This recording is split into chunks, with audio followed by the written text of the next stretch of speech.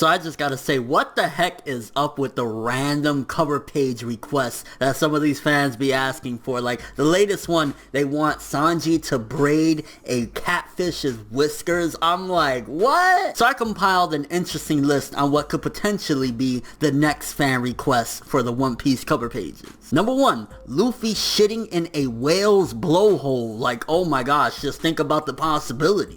Number 2, Zoro sunbathing on the back of a dead elephant. Yo.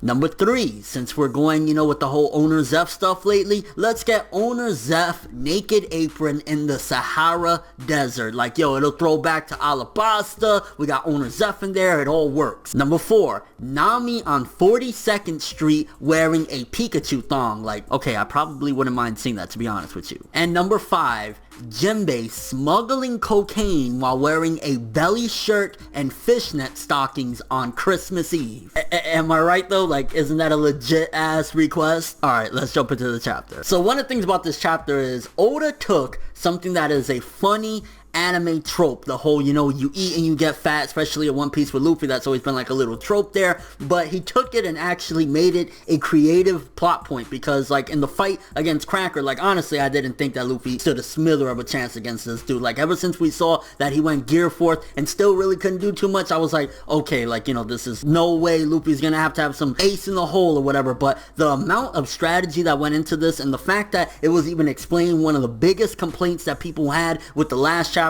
how was Luffy able to eat the crackers? Like, shouldn't he have hockey? Like, what's going on? And the fact that Nami is helping with the rain to, make them soggy or whatever, and the fact that Nami is actually being useful as well, not that she's useless, but in this big fight against one of the, top tiers of the Yonko crew or whatever, she's actually helping out in the fight. That's awesome. There's strategy there. Everything about it makes sense. And I'm like, yes, because a lot of people were coming at One Piece and it was a little bit questionable, like, how is Luffy doing this? What's going on? And the fact that we got an explanation, I'm like, I'm very satisfied with that. Not that it isn't goofy or anything, but then again, it's One Piece. Like, if there's no comedy or no crazy zany shit going on, then it's not, the series. Although, by the way, expect some One Piece merchandise of One Piece crackers. You'll have Gear Forth with his new form or whatever on the box. Like, expect that merchandise to be shipping to stores in 2017. Or maybe even in time for Christmas, who knows? At the same time, we could get Jinbei smuggling the cocaine. We also got in this chapter Chopper, which honestly, it felt like it was okay to see it because yeah, it's happening, but at the same time it was unnecessary because we wasn't really getting anything out of it. It's like one of the complaints that a lot of people have with One Piece, especially the past couple of years, is that a lot of the fights or a lot of the adventure that we've been getting has been a lot of them running, and the Chopper page that we got in the chapter really didn't serve much purpose other than to showcase that Chopper's still on the move and he's on whole cake and he's running through the mirror worlds or whatever. So it didn't really serve much of a big purpose other than, hey, Chopper's doing something right now. So I was kind of like,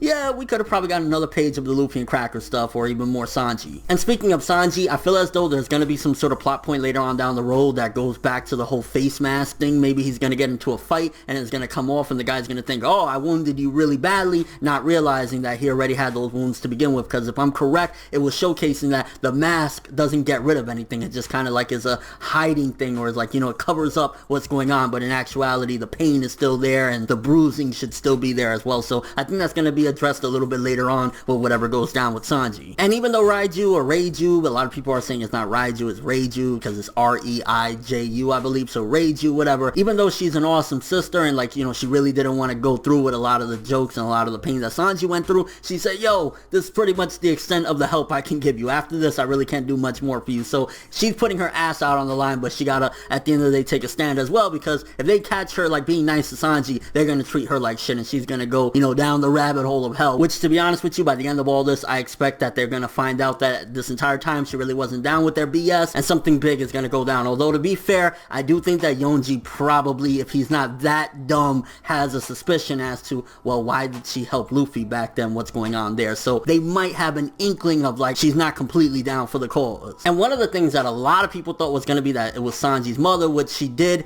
I guess, in a sense, contribute being the catalyst to Sanji being nice to women, but Owner Zeff really was the one. And I'm loving the fact that Owner Zeff has become yet again relevant with this arc, the constant flashbacks and mentions to him. I'm kind of curious if we're going to see anything go down. Like, it'll be fucked up if at the end of the arc Sanji gets free and everything, but at the cost of they really put out the hit and owner Zeff gets killed. That would be sad, but I wouldn't be surprised if it happens, because you got to think, okay, maybe yeah, One Piece doesn't do death all the time, and like the biggest deaths we got were Whitebeard and Ace, which are pretty big deaths to be honest with you, Yonko and Luffy's brother. But it would be insane if at the end of this arc we find out owner Zeff was actually killed and Sanji still has to go through some sort of pain, which, don't get me wrong, I don't want Sanji to go through any more pain, but based on all the risks that are going on, and especially if he gets free, all it will take is Big Mom to say, yeah, just kill that mustache motherfucker, and bam, owner Zeff dead. And we got progression there as well with Sanji heading out, so they're starting everything up, it's about to go down, and I feel as though the closer we get to the whole ceremony and stuff like that, the closer we're gonna get to Luffy crashing in and Luffy and Big Mom squaring off or whatever's gonna happen there. And I think there's gonna be some sort of plot point where the homies are just gonna say, okay, we're branded as traitors now based on Cracker's word. I don't know if Cracker's gonna be able to relate that intel to Big Mom, because after this chapter is like, I don't know, but it seems as though we're probably gonna have something where the homies are gonna say, well, we're traitors now, so yeah, fuck it, we're rolling with this big titty swimsuit model looking chick with the little Vivre card. One complaint I noticed in the chapter, and it would be nice to be explained, I feel as though it's self-explanatory, but yeah, some people are saying, hey, did Oda forget to put the scar on Luffy's chest in this chapter because it was not visible? I think a couple of explanations we get there, because for starters we have that new transformation, you know, the Gear 4 transformation or whatever, but even before that you didn't see the scar. I'm guessing it's two things. One, the fact that Luffy is like gigantically huge right now, so maybe it's the over layers of fat that is covering the scar, because I mean he's humongous right there in the chapter or whatever, so I think probably it's the fat rolls that are covering over. Also, it seems as though in this chapter Luffy learned a little bit more of how to maneuver his body and use his devil fruit. It seems as though not only being able to expand, but it looks as though he can retract as well possibly, and that's how the scar wasn't there, because you know everything that he did in this chapter as well with Cracker, he can retract, so seemingly that could be why the scar is invisible. If it's not explained a little bit further and then next chapter we see, oh, the scar is back on there, then yeah, it could be some sort of mistake on Oda's part. And the Gear 4th Tank Man full version in this chapter, like,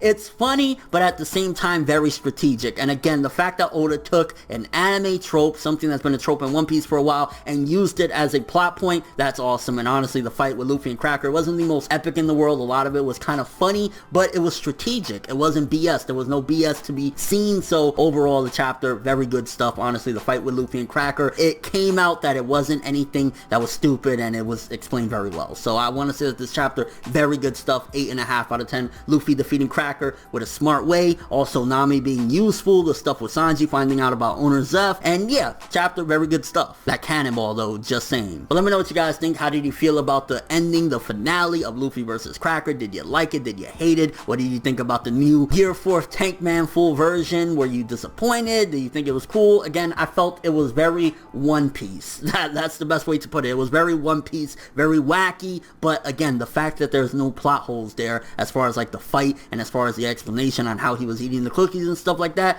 there's nothing to complain there. It's just a matter of preference. Do you like the little bit of goofiness in the fight or you don't? Any overall thoughts of the chapter? But thanks for watching. Hope you enjoyed. If you liked anything I had to say or enjoyed the video, drop me a like. I'd greatly appreciate it. And if you want more from me, make sure to subscribe. Follow me on Twitter, Instagram, and stalk my Facebook to get more when the video ends. I'm ForneverWorld, and as always, people, have an awesome day.